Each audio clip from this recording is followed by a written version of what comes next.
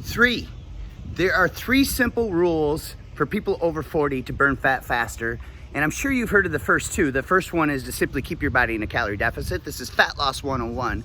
Rule number two is that you must consume adequate protein. It is the king of all macros because protein prevents muscle loss while dieting, stops metabolic slowdown while dieting, and prevents hunger and cravings while dieting. But rule number three, nobody ever talks about. And it creates something called hormonal entrainment. And it really is a secret to help people in their 40s, 50s, and 60s burn fat faster. So check it out.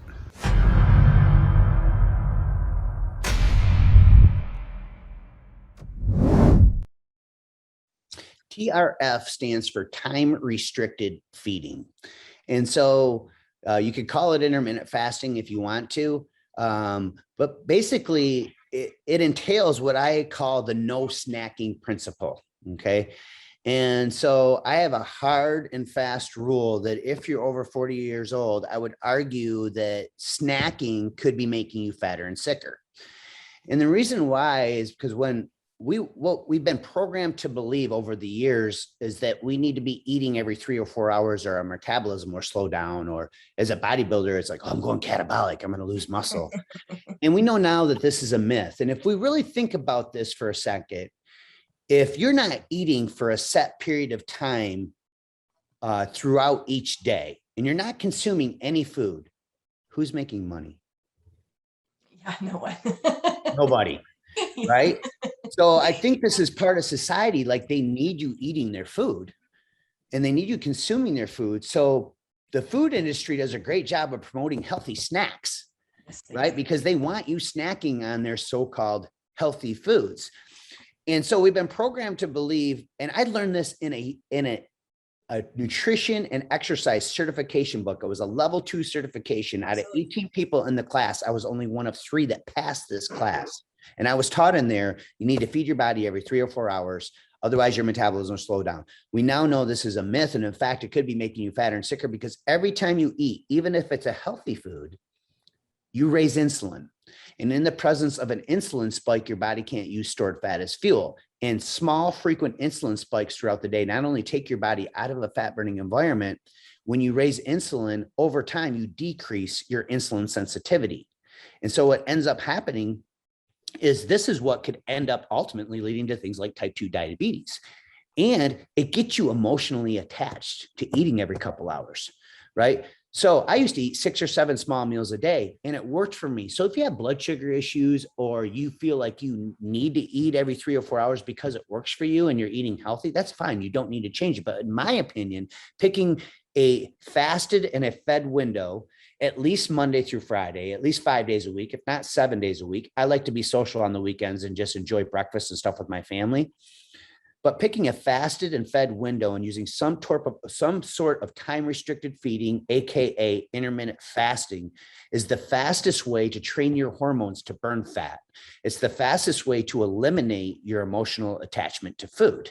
And so if you haven't experimented with intermittent fasting, I recommend that you just start out with 12 hours a day.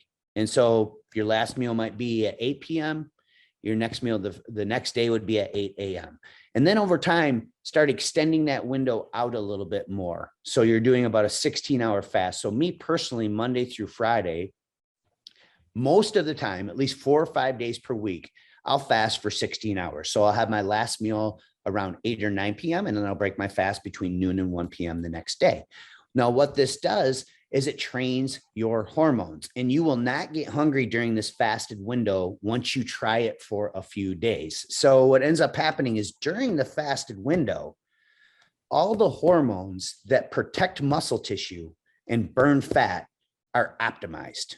So during a fasted window, we have been programmed to believe, especially in the bodybuilding and fitness world, we are programmed to believe that you're going catabolic and you're losing muscle. But in reality, when you're in a fasted window, your body's sympathetic nervous system, which is your fight or flight response, is elevated dramatically because you're not eating. And so this keeps insulin very low and stable. And when insulin is low and stable, it allows your body to release fatty acids from your fat cells into the bloodstream. Now, this fight or flight response that's taking place also coaxes the pituitary in your brain to release growth hormone starting about 12 hours into a fast. your adrenal glands will release adrenaline and catecholamines. All these are hormones that will burn stored fat as fuel during the fasted window and will protect muscle tissue. So when you get hungry during a fasted window and you feel that hunger pang, instead of anchoring that emotionally to, oh, I'm going catabolic. Oh, my metabolism is slowing down. Oh, I need to eat because I'm hungry. Number one, just drink more water. The hunger will probably go away. It's probably just dehydration. And number two, understand that hunger pang is a positive thing because it's ghrelin being released. And ghrelin is a precursor that means your body is releasing growth hormones. So now we can associate a little bit of hunger with a positive result versus a negative result.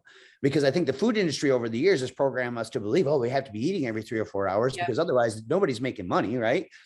And so what we've learned over time through science and through meta-analysis of multiple published studies and real world results, I've taken my body fat to sub 6% several times using this strategy, is that it really trains your hormones to not be hungry during the fasted window, to burn more fat. And then during the fed window, you're training your hormones as well, because now your insulin sensitivity is improving and you're less likely to store that food as fat. Now, is there anything that you want to add to this, Terrell, that I'm missing?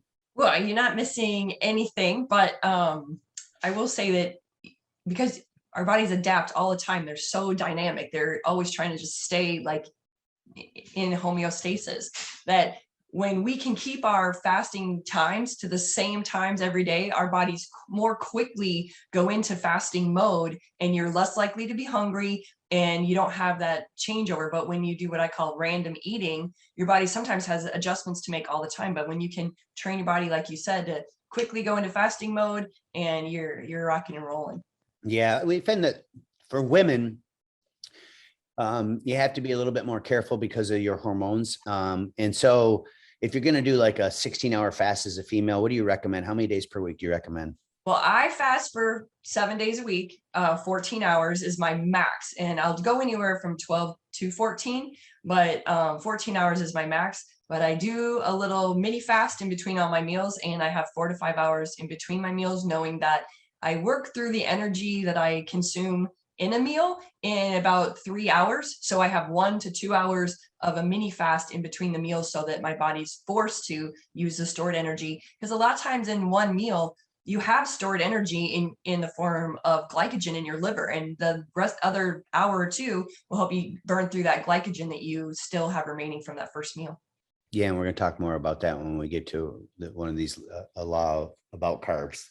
And about how all that works. Awesome. So notice that Terrell's not really fasting over 14 hours, because if you fast longer than that as a female every day, it can be bad for your hormones. So if you're going to do a longer fast, it's okay. Just don't do it as frequent. So if you're going to do a 16-hour fast and you're a female, I recommend no more than 4 days per week.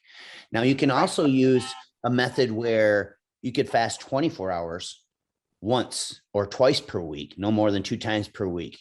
That is where you're really going to get the fat burning effects and the growth hormone release, and where something called autophagy is going to take place. And so before we move to the next one, I just want to quickly talk about autophagy. And about 12 to 14 hours in is when autophagy starts taking place. And this is literally when your cells start cleansing the debris in your bloodstream, and they start cleansing themselves.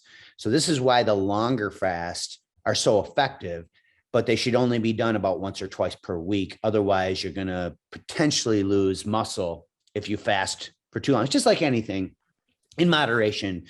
More is not necessarily better.